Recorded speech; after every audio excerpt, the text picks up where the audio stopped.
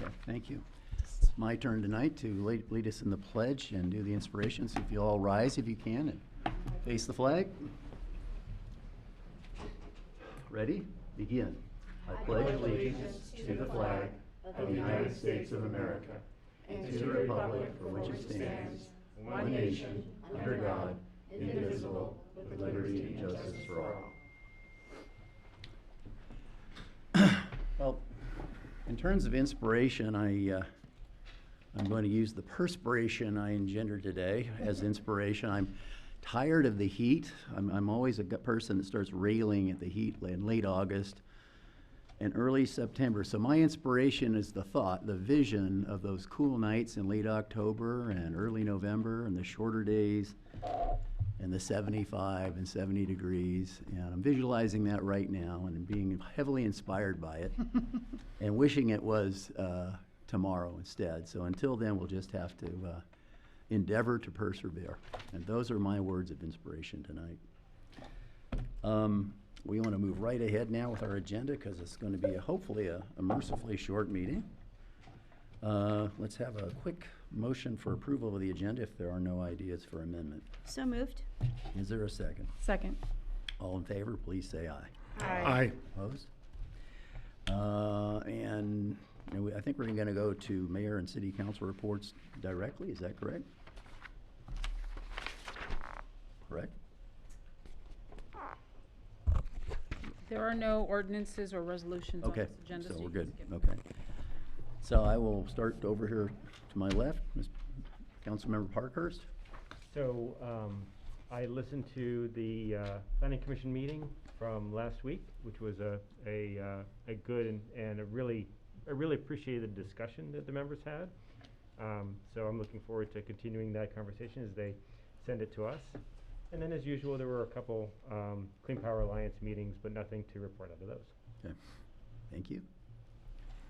I had the pleasure of attending in person the same Planning Commission meeting. And while I'm always intrigued by the design review aspects of the agenda, obviously the key item on the agenda for last week's meeting was discussion and ultimately recommendation for approval of the various aspects of the Meadows project. And I echo Councilmember Parkhurst's statement about the level of deliberation and care that the commissioners took, not just at the last meeting, but of all 6 public hearings that they've held. And I want to say that I think they have negotiated a number of key concessions and improvements to the project. And so I'll look forward to seeing a comparison of where we're at, particularly with the specific plan and the development agreement, where it started with the application and where it ended up after the process at the Planning Commission. So I think that'll be a really important aspect of our deliberation. I also thought that they did a really nice job many of them did a really nice job of addressing specifically categories of comments that we've all heard in public hearings related to this project, relating to fire risk and water usage and some of the same types of concerns that we've heard from the public. And I thought that they did a nice job of, not just approving the project, but sort of going through their rationale and responding to some of those concerns. Thank you. I have no report at this time, Okay. Mr. Mayor. No report other than the fact that, yes, I also watched the Planning Commission meeting. Thankfully, it is streamed on YouTube. I think there were some Channel 3 issues at the beginning of the meeting. But, yeah, I just want to commend the whole Planning Commission as well as Chair Dennison for running a very, very good meeting, moving things along. And to echo what the other council members said, they did a very good job of inquiring about issues that residents had issues with, and from what I saw, almost every time the developer conceded, and I'm looking forward to seeing that updated specific plan so we can then have discussions upon the updates of that plan. Okay. I haven't got much to add. I watched that meeting as well with you online. We did have a few connection issues at the very beginning, but I caught the balance of it, and I agree with everything that was said here about it. Okay, so that moves us to public comments on items that are not on this agenda in front of us. If you would like to speak, I'll give you 3 minutes to do so. If you've filled out a yellow card with the city clerk, Madam City Clerk, could you please call? Yes, sir, Mr. Mayor. The first speaker, the only yellow card we have this evening is from Todd Sarkaria.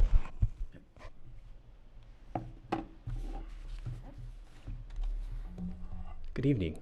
I've had, first off, my name is Todd Sarkari. I'm the SVP of Operations for Waterworks Aquatics. I've had the pleasure of speaking in front of you, Mayor, and Council Member Arizmendi over the years. We had a partnership with the City of Madre for 8 years, 2012 to 2020, to run the Aquatic Center. And over the term of the partnership, I've had the pleasure of working with many different city staff members in the past, and Sierra Madre kind of holds a special place in my heart. My sister has lived here for years, and I'm up here often, and we also have some locations nearby and across San Gabriel Valley, so we kind of have ties and connections to the area. So I just wanted to take this time really quick to reaffirm our interest as a swim lesson and aquatics program provider for the Sierra Madre Aquatic Center.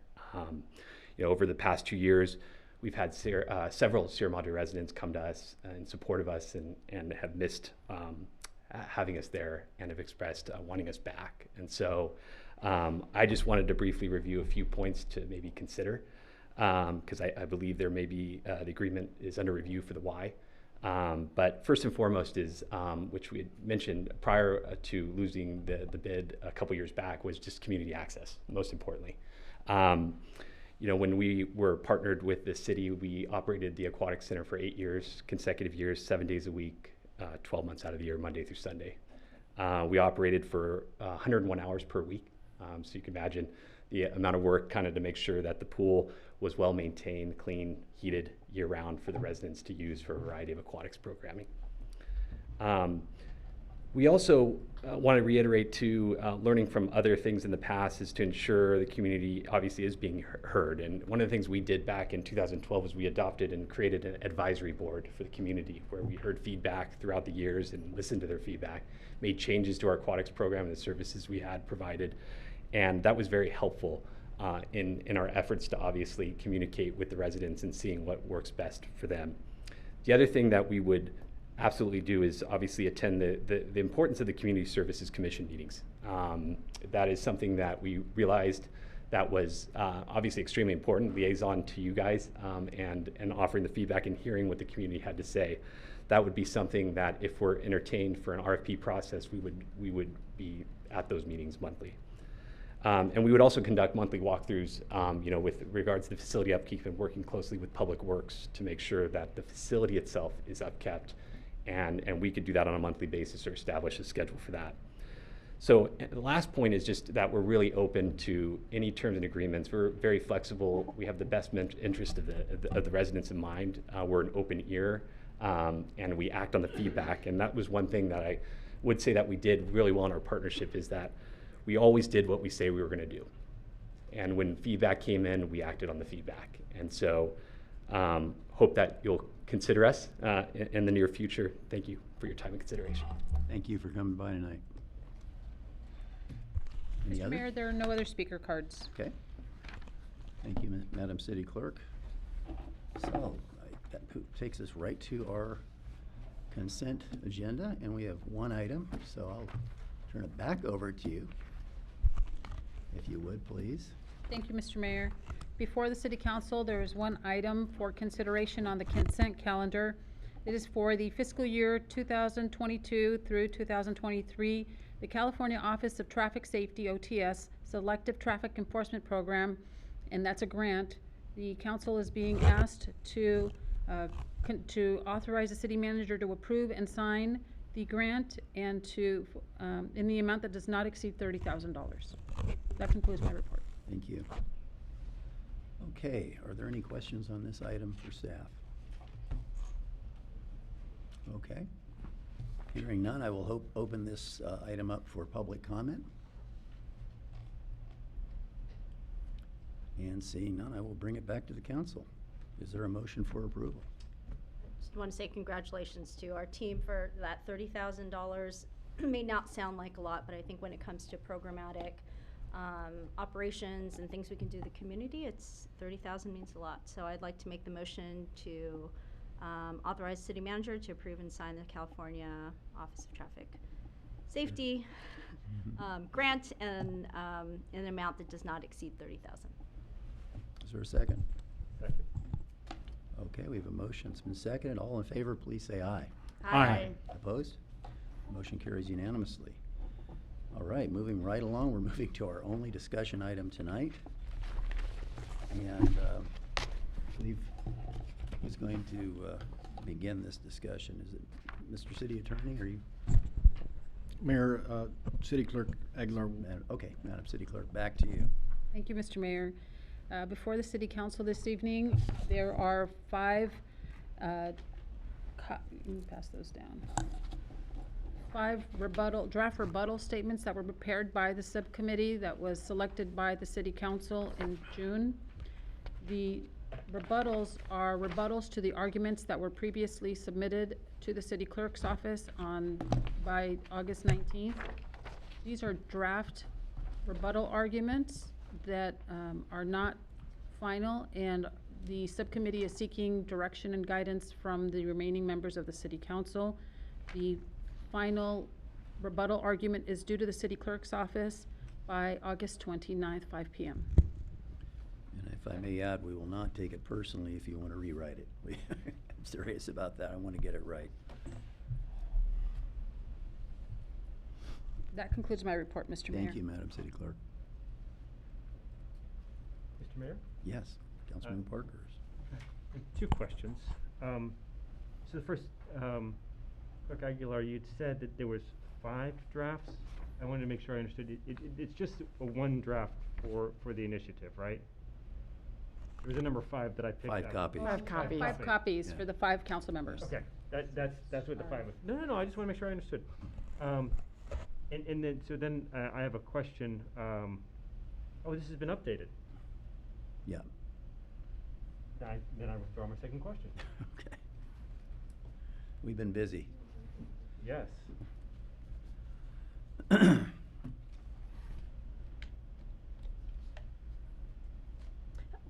I'll just share that the 4th paragraph is something that the subcommittee reconsidered after our first draft.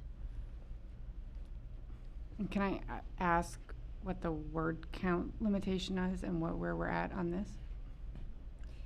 It's 250 is the limit. It's 249, but that does not account for Sierra Madre, I believe, being 2 words. Correct, Mayor? Yeah, I think Sierra Madre is 1 word, right? So, Sierra Madre is 1 word, and so- Mater Dolorosa is also 1 word. yes, I think we're probably like at 248 or 247. Madam City Clerk, would San Gabriel Valley be 1 word? That is 1 word. So we could be at 245. 5. Yeah, I know, it wasn't that precise. I just wondered how much room there was. Mayor Goss, Yes. before you entertain edits, will you be taking public comment on this item? Well, should we do that first? Okay, all right, fine. I was gonna have public comment after we were done, but I guess what you're saying makes sense. So I will open this up to public comment, and I see we have a taker. Ms. Alcorn? Since we're not privy to see what's going on, I just want to thank you all for what you're doing, standing up for the citizens of Sierra Madre. Thanks. Thank you.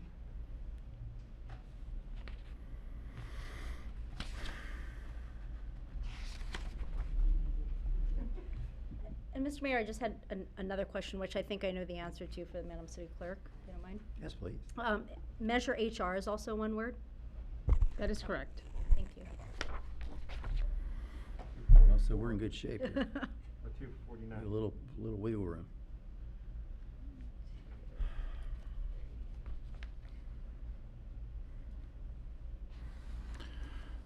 Mr. Mayor, yeah, I would hate to try to rewrite this. I mean, one of the things that's so glaring to me with the argument in favor of Measure HR is that there's no discussion as to what the zoning does to the property by them. It's just, a lot of words regarding what could happen if there's a potential sale of the upper parcel. Mhm. And, one over our zoning map, and I see above the line over 200 parcels, and the line being the horizontal line of the bottom of the Madre de la Rosa property, over 200 parcels that are not within hillside residential, and about 50 to 60 that are, obviously, not counting One Carter and Stonehouse, because those aren't completely parceled out yet. But it's really different treatment to relative to the number of parcels, and obviously, you know, there's a lot that goes along with hillside residential, and it's there for a reason. But you know, again, I don't want to rewrite it, but you know, my comment is, like, when this was a zone in 1994, why wasn't it changed then? When it was a zone, when we did the general plan amendment in 2014-15, why wasn't it changed then? It's glaring that this is measure HRs for one purpose and one purpose alone, or maybe, I mean, either to stall or to prevent. So that's, I think it's well written, but Where can you, let's squeeze something like, we can add to this. We're in no hurry here. And just so I understand, Mayor Pro Tem is maybe to make reference to the fact that the zoning has been the same over the last X amount of years despite general plan changes? Is that what the reference would be to? it could be. I just, you know, we're rebutting a statement in favor of, and the thing that's just not there is, one of them is it doesn't talk about what hillside residential does and what it does not, and it you know, and we don't. I guess in our argument for, we talk about subdivisions, and we do here by implicitly by saying 68 units. But you know what it does, it potentially subdivides it into 2-acre lots. I'm probably too technical. I'm not a wordsmith, so. But these are just the things that were banging around in my head, and I hadn't seen the update yet. But Well, if we can capture something, I'd love to see. I think it. I think it wouldn't hurt my feelings if none of that got in. If you you know, have a way of putting it, I don't. phrasing. I just want to say that, like, at first, especially when I read the proponents, you know, for argument, you know, I was sort of laying out, you know, kind of actual rebuttal, right, which is what this is. And then seeing this, and I kind of reframed my thought. I mean, I don't know that our rebuttal has to actually take to task the for. I view this as another opportunity to make an argument why a vote against it is important, and so I feel less compelled to sort of, you know, laundry list, you know, what the for position is, and specifically rebut all of those things, mainly in this case because I think that the for argument is less about pro proposition and more about anti Meadows development. And you know, and I don't really want to get into that. I don't think that our position should be that the vote should be no because the Meadows project should go ahead. I mean, to me that's a separate. So I mean, I totally agree that, and I do think our for position does get into the fact that the current zoning of the Madre de la Rosa property has been vetted multiple times by the populace. I mean, the general plan is very often brought out as the, you know, example of community involvement and participation by the citizenry. And so I've always been of the notion of, well, if the citizenry wanted this to be zoned something other than institutional, there's been every opportunity to do so. And the hillside management zone existed at the time of the general plan. So to the extent that it was more appropriate for it to be hillside, that conversation either happened and was rejected or didn't happen and people didn't feel strongly about it. So I agree that the motivation behind this seems largely anti-development and not so much pro, you know, hillside residential application. But I don't mind pointing out that because we've heard many times it's, you know, the only, you know, parcel of size above a certain point that's not, I mean, it gets a little bit like baseball statistics. You can kind of, you know, manipulate it to mean anything. But I mean, we constantly hear it's the only one, you know, that far north that isn't otherwise hillside. And to your point, that's maybe not true. So I'm wondering if we can incorporate a sentence or so talking about, just referencing to hillside ordinance and how it exists in other places in the city. or maybe or to the general plan. And then I also wanted to add that I think as we were thinking through a rebuttal, to rebut point by point would validate points that were not valid. Yeah. So that was part of the thinking, I think, as we were going through it, is if you rebut it point by point, that's saying that that's an accurate statement, and some statements I don't feel like they were factual, they were more opinion and were not valid. Yeah. Go ahead. To build on that, you know, the one of the points they're talking about is about the 27 acres that would stay zoned institutional. You know, if the Madre de la Rosa decides to cease operations, then they would sell that land. And so wouldn't that then, and maybe this is a question for the city manager, is wouldn't that then create a whole nother zoning and planning commission discussion for those 27 acres that would then, you know, if they wanted to do something with that. So to me, that you know, part of their, to your point, Councilmember Arizmendi, is that I think that would be covered under a similar process as to what's going on now, because it, you know, if another building was going to be built on that land, they'd have to sell it, and after they sell it, they'd have to figure out how to develop it, and you'd have to pull permits to do that, and that'd go for the planning commission. And am I right in that, city manager or city attorney? Councilman Parkhurst, unfortunately, the city staff is unable to assist in the drafting of this initiative measure. So with respect to helping you iron out the details of what the process would be like in the future, I think we should abstain from that discussion as city staff. Councilman Parkhurst, my understanding is that from watching planning commission meetings, because I'm no expert on this, is that, and from what we've heard from City Attorney Garagosian previously, is to your point, if there is an institutional building that's going to be built, there would have to be I can't remember the name of the document. It's a guiding document that we've talked about during the Alverno. Oh yeah, a conditional use permit. A master plan. Master plan. Yes. Thank you. Right. So it would be my understanding that would probably have to take place, since it would be for a new purpose, even though it's zoned institutional, and then that would be the guiding document to that property. But if you were to change, I imagine if they wanted to demolish the retreat center there and build a hospital, at that point you'd have to have a demolition permit, and you'd have to have a construction permit. I can't imagine that we would have anything in here. I can't imagine that our code here would allow us to demolish a building without having a permit. Right. Yeah, I think we should be a little careful about getting into that level of detail, because I don't know the answer to that. But I would say sort of at a high level, my view is that if they wanted to develop the upper portion into something institutional, they would have more latitude than they have currently trying to develop the lower portion into residential, because that requires, you know, all of the things that we've been talking about, zoning changes and all those kinds of things. You know, it's always easier to develop a property that within the use and zoning that you have. I'm not saying that they wouldn't have processes to follow, and they probably would, but just in general, I think, you know, that would be easier categorically for them to develop something institutional on an institutionally zoned parcel than for example, what they're doing now, trying to ask for a residential variance. Okay. I guess where my mind was going with this is to Councilmember Arizmendi's point is that that's not what's in front of us now. You know, and what we hear constantly from the planning commission is we have to talk about what's in front of us now. And what is in front of us now is the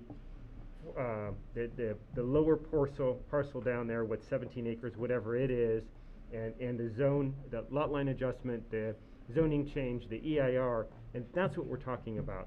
And so I think we should address that as that's what's in front of us. So, well, to be fair, actually, that's not in front of us. Yeah. I mean, I agree. So, we have to be careful, I think. Prior to the, I'm bringing the two together. I'm sorry. Yeah. You're right. prior to the proponents of this measure, they were separated in my mind. I had to separate them because there's nothing linking the Meadows project and this rezoning until the proponent said, yes, they are linked. Because if this fails without a linkage, then everything stays institutional, if that makes sense. That's kind of the way I looked at it. But now the proponents have brought that in, that they are tied together. Now- But, oh, go ahead. sorry, but my point on my earlier comments were the argument, and I'm okay with not having a rebuttal per se, but maybe how it is written, but all they talk about is the spirit of the hillside ordinance and residential hillside, which is kind of the preamble of the zoning. But it doesn't go into procedurally what would happen and what could happen.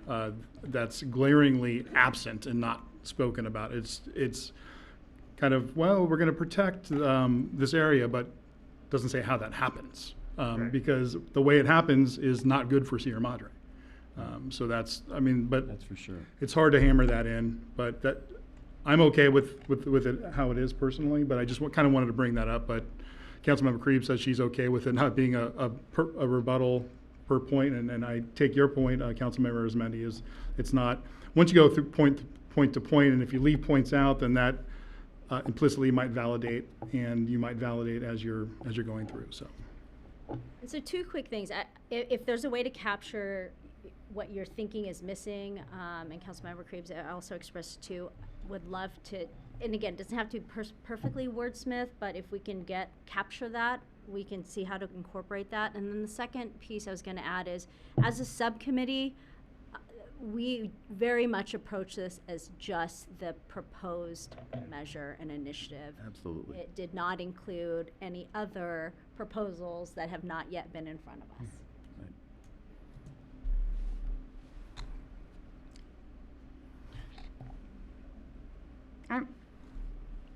I'm wondering if we could somehow capture the notion, at least, that there are many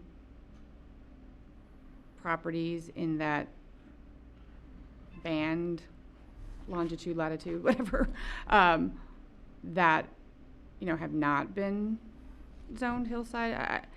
Just because there has been a lot of talk about how it's the only one, and I just think that's Alluding to the fact that this property is the only one that's not hillside, zoned hillside. And so we can definitely Well, incorporate. immediately to the east, immediately to the west, immediately to the south, that's all R1, correct? It on the east side, at the northern end of the property. You do get hillside. You're in hillside, but as I understand, at one of our previous council meetings, you're right, is that all the way up to Pasadena, it's R1 on the west. It's all R1 on the south, and most of the way to the east, it is R1. And recall that there's Bailey Canyon Park and the flood control between some of the residents up Crest. But, yeah, south and west, for sure, it's all R1. maybe in the paragraph where we talk about not fitting into the neighborhood surrounding the property, Yeah. we could say something around would not fit the surrounding, we do say residential neighborhood, maybe you just make the, it's residentially zoned or it's R1 zone. We could probably make that a little bit more precise. I don't want to get us into And we the could weeds take, here. and we could take out some of the examples of what they could build if we wanted to have more word, If I may, availability. third paragraph, it would seem like where we're talking, would the construction of a 6,500 square foot size homes be compatible? We could embellish that with some discussion of the R1 neighborhoods Yep. on the periphery. I mean, I think we could actually save some words if we just said, they could have built a large institutional project, and I think we could then, Okay. if we needed to save words. Okay, yeah, I think that's right. The other place in saving words is down in the fourth paragraph. The second sentence, I'm not super fond of. Yeah, we've said in the past that we don't want to put our city in a legal predicament. I don't know if that's our strongest point. I think a lot of people say, well, if it's something we believe in, we should fight for it. So I think some of the other points in there, I'm not saying that we should be going into having lots of litigation in the city. It's not what I'm advocating for. But I think our stronger points are about fitting in with the neighborhood and the 6,500 square foot homes and the 68 units. I think those are much stronger points to me than the legal issue.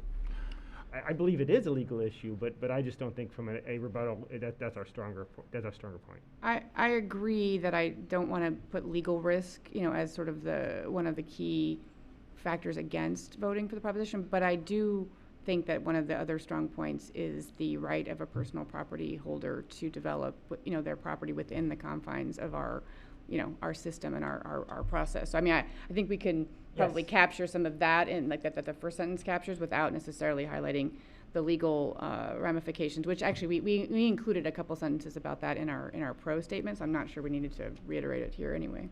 And I completely agree with you that I want to keep in the owner's rights, because I think that, that ties back to Article 5 of the Constitution, so. If I come back to paragraph 3, if we were to strike the first phrase, ending in designation, strike Madre de la Rosa, begin with the owners of this private property could have built a large hospital or a massive retirement facility, but they blah, blah, blah, blah, all the way to the end neighborhood surrounding property, then we could add something to the effect which is all zoned R1 and not hillside.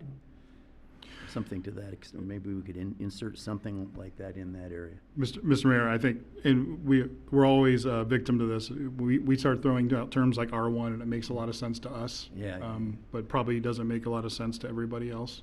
We could maybe just say not fit the residentially zoned neighborhood. I mean, For the residential Yes. zoning, yeah, residential zoning. Yeah, residential. The type of residential zoning. Yeah.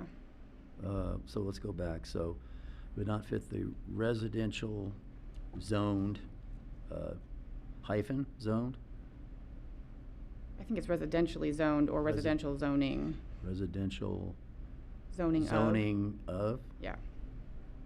Residential zoning of the the I think neighborhoods too. neighborhoods, right? Good. Surrounding the property, so let's go back. So are we agreed on the striking the first Yeah. phrase and Madre de la Rosa, then beginning, and we go all the way to residential, and then after residential of the neighborhoods, plural, surrounding the property. Is that an improvement? I was just gonna ask, Mr. Mayor, in terms of process, if, I mean, time-wise, it sounds like we have till the 29th, correct, Madam City Clerk? Yes, August 29th at 5 p.m. If similarly to the initial argument where we took in the comments, we can definitely play with the number of words, and again, what I'm hearing right now is to emphasize the residential zoning, the private property. The legal piece may not be as important, but we're not necessarily opposed to it. Is that correct? Yeah, I'm not. As was implied before by another council member, if it's the right thing to do, we would fight. But this obviously is, for this council, not the right thing to do for the residents, on behalf of the residents. So it is an important piece, but. So if we can capture the residential zoning, the private property, private ownership, and capture all of that, we're good. And if there's anything else, because again, we can definitely go through this and make sure the word count is there and include those pieces. Chapter 4, could we be more direct about what's unfair about? Oh, Because I think we might have a little bit, because we've crossed out some phrases in the chapter 3 or Yeah, paragraph 3. I was going to So say paragraph 4. the first sentence of paragraph 4 didn't strike me as clear as it could be, just Yeah. because modifying the rest of their property, I think, assumes a level of knowledge that people Right. understand that there's, potentially two pieces, and I'm not sure that's as important, that technical point. And so I would maybe just be a little more straightforward about, the measure would unfairly restrict the ownership's, the owner's ability to, their rights to their property. I mean, that's a sort of, I think we can just say it their more. Property rights, yeah. I think that's a good point. To exercise their property rights. Right. And to the subcommittee, I just want to be clear, maybe I already said this, but I'm fine with the way it's written in this. Oh, yeah. In the tone and everything, as is. I'm just kind of spitballing and throwing things up there that We're here. if you believe as a subcommittee it would strengthen the rebuttal, go for it. But if you like it as is, I like it as well. Okay. No, I think the feedback is helpful, and I think that it helped us in the first argument, so. Yeah. The other thing, and I don't know if this is too much of another concept to add in, is around that this sets a dangerous precedent, because we're taking away people's land rights, and we're creating, and I wouldn't get into this in the argument, but it does take away their land rights, and it creates incompatible uses on the land. And I know we can't ask the city attorney this question, but I think somebody sitting here could probably answer. If this is a vote of the people to change this parcel, wouldn't it? We can't change it with a general plan update. It would take another vote of the people to then change it, wouldn't it? Just a la Measure V, right? Yeah, I think it's a big point. This would be locked in until there was another ballot proposal and a vote of the people to change it. Yeah. If we Although I worry about saying that. Yeah, I do. I Oh, don't- yeah, I see what you're saying. I see what you're saying. That, we don't want to have a situation where the people decide. We just have to be really careful about how that, because I'm all for, citizenry, Yes. exercising. I do think there are certain things that, that are more nuanced, that it's hard to capture in a ballot measure. So I can see the limits on that, but I think it's also a pretty nuanced argument. So I just worry about saying we don't want it to happen because we can't change it without another vote. Yeah. I mean, not that we would say it that way, Mhm. but that if that's the implication, I just worry that But what if we kept it as a high level idea of it sets a dangerous precedent? Yeah, that's my thinking. Like, what if it stays institutional, and what if somebody did want to come in and turn that into a large swale and capturing water and have nothing there? That couldn't happen. Oh, I guess because it'd be residential, not. It would have to be rezoned by a vote in order for that good thing to happen. It just no, I hear you. thoughts, just thoughts. I'm going too deep. Sorry. Well, what I'm hearing is we have the shell. I've already seen a couple of specific edits that we can do. I think we need to go back and Yeah. So chat a little bit more about this, and if you have anything else, let us know, right? I don't know. that We can't. This is our chance to. I mean, but right now. in City fact- attorney's having a very hard Right. time not opening his mouth right You can advise us to process. But process-wise, you did clarify last time that all our discussion has to be here. Right. And so we want to make sure we capture as much as we can, and we'll edit accordingly. And this has to be signed off on the 29th, right? Right. That is the deadline. That is the deadline. And so from my perspective, I have to sign off on it by tomorrow. Oh, Because I'm traveling the 25th through the 30th. Or actually through the 31st. So, and as council member, as Mayor Pro Tem Garcia said, I'd sign off on it now. I know that any edits that are made to it will only make it stronger. Councilmember Parkhurst, what's the latest you can sign? I think we can get it- something for you to sign tomorrow.